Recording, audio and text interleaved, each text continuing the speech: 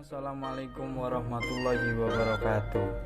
Perkenalkan, nama saya Saiful, NIM 3413131. Di video kali ini saya akan menjelaskan tentang jenis-jenis berita,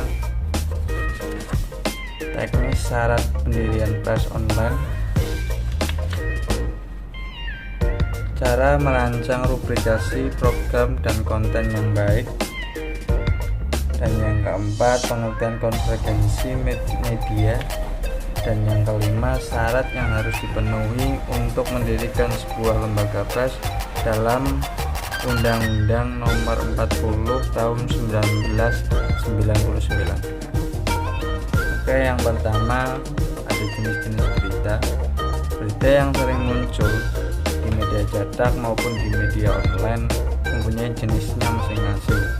Yang pertama, fake news. Fake news merupakan sebuah laporan langsung mengenai suatu peristiwa. Berita langsung ini dibagi menjadi dua, yaitu hard news dan soft news. Hard news adalah berita yang sedang hangat dan soft news adalah berita ringan.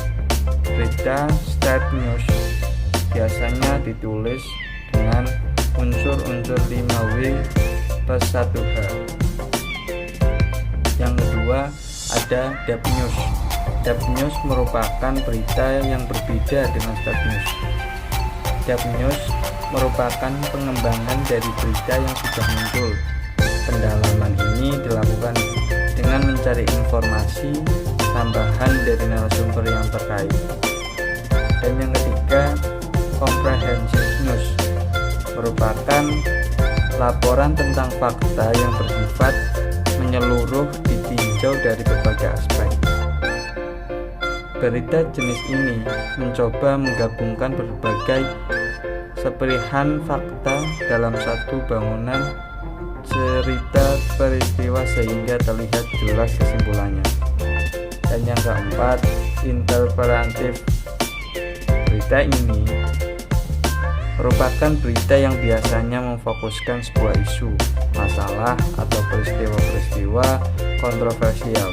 Berita interpretatif merupakan berita yang dikembangkan dengan komentar atau penilaian wartawan atau narasumber yang berkompeten atas berita yang muncul sebelumnya, sehingga gabungan antara fakta dan interpretasi. Dan yang kelima itu ada feature story. Feature story merupakan jenis berita yang sifatnya ringan dan menghibur. Berita ini tidak begitu menyajikan informasi yang penting untuk pembacanya. Hal ini menjadi bagian dari pemenuhan fungsi menghibur dalam sebuah surat kabar. Sebuah feature umumnya mengedepankan unsur why dan who sebagai peristiwa. Dan yang keenam ada investigatif, yaitu merupakan berita yang diperoleh dan dikembangkan berdasarkan penelitian atau penyelidikan dari berbagai sumber. Pada jenis berita ini, wartawan menggali informasi dari berbagai pihak, bahkan melakukan penyelidikan langsung ke lapangan, bermula dari data mentah atau berita singkat. Umumnya berita investigasi ini disajikan dalam format tulisan faktual. Dan yang ke-7 ada editorial writing, merupakan penyajian fakta dan opini yang menafsirkan berita-berita yang penting dan mempengaruhi pendapat umum. Dan yang terakhir 8 ada opini news. Opini news merupakan berita pendapat atau opini yang berisikan laporan pandangan seseorang mengenai suatu hal, ide kreatif, pemikiran, ataupun komentar terhadap sesuatu yang penting. Jenis berita opini ini biasanya berasal dari sumber dari para ahli, cendekiawan, profesor, atau pejabat mengenai suatu masalah atau peristiwa. Dan yang kita masuk dalam teknis dan syarat pendirian pers online. Ada beberapa syarat pendirian pers online. Yang pertama, aspek legal formal. Setelah melakukan pembuatan judul, alamat, dan instalasi template website media online, maka langkah selanjutnya adalah melengkapi media online dengan legal formal.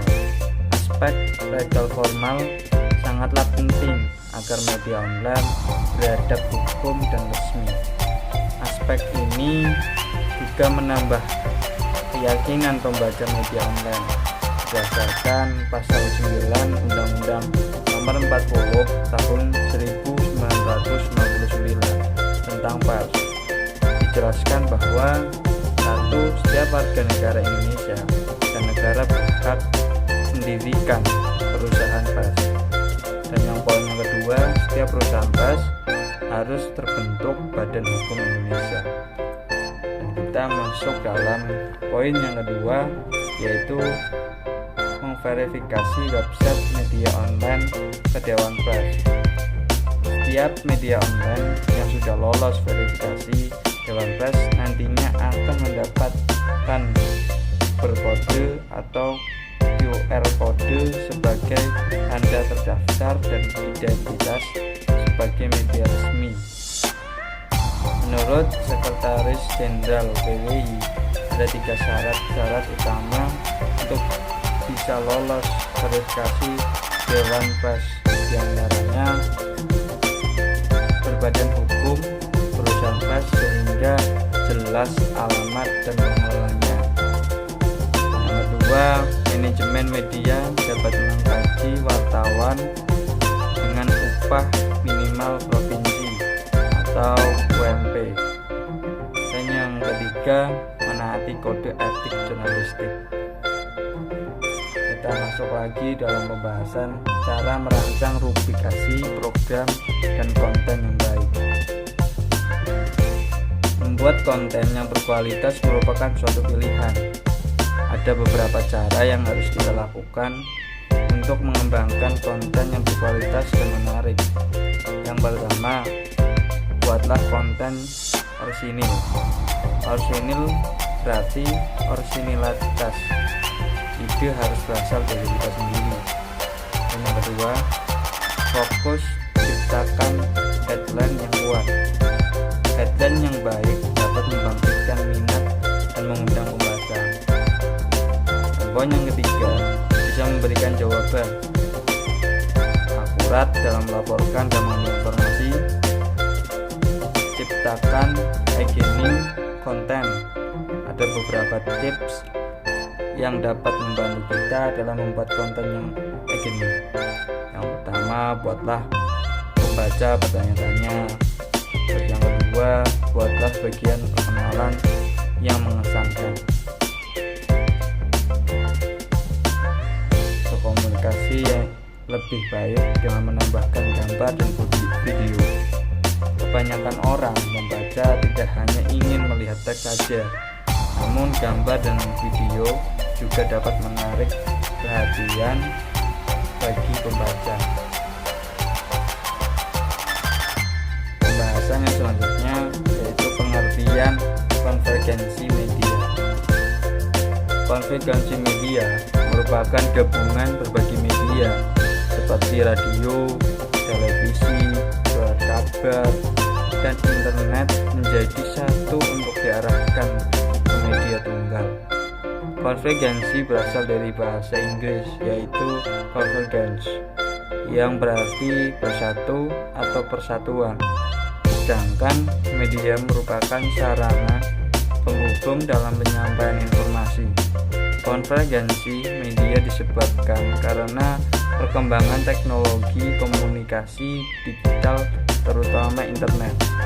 Jadi selama ini internet masih terus berkembang, tidak menutup kemungkinan bahwa konvergensi media juga berkembang karena internet merupakan media tumbuh dan berkembangnya konvergensi media. Contohnya ada adalah suatu kebutuhan penting bagi masyarakat. Kita dapat mengakses apapun yang kita inginkan, kita bisa membagikan apapun yang kita mau, walaupun sekedar membagi cerita hidup, hobi, dan masih banyak lagi. Pada zaman dulu, media hanya memuat berita saja, berbeda dengan saat ini. Saat ini kita dapat mengakses berita dari media mana saja yang dengan mudah dapat kita jangkau, seperti adanya YouTube dan website yang dapat melaporkan berita-berita lokal bahkan internasional. Selain berbagai media informasi, konvergensi media juga berdampak kepada pelajar dan mahasiswa. Banyak aplikasi dan pembahasan yang selanjutnya, syarat yang harus dipenuhi untuk mendirikan sebuah lembaga pers dalam Undang-Undang Nomor 40 Tahun 1999. Yang pertama, perusahaan pers harus mendapat pengesahan dari badan hukum, yakni PT Persero Terbatas.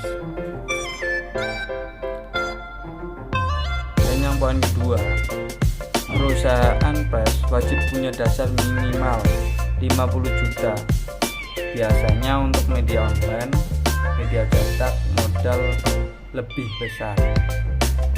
Dan yang poin ketiga, modal yang disiapkan kurang-kurangnya mampu mengoperasikan perusahaan dalam waktu 6 bulan. Yang poin keempat, perusahaan pers wajib memberi upah wartawan atau karyawan minimal sesuai UMK dengan total 13 kali gaji setahun. Dan yang kelima, perusahaan pers wajib memberikan perlindungan hukum bagi wartawan atau karyawannya. Dan yang keenam, perusahaan pers memberikan pendidikan dan pelatihan agar wartawannya mengikuti perkembangan zaman dengan cerdas. Dan yang ketujuh, badan hukum perusahaan pers tidak boleh dicampur dengan usaha lain untuk kepentingan pribadi untuk melancarkan usaha sektor lain. Cukup sekian dari saya. Wassalamualaikum warahmatullahi wabarakatuh.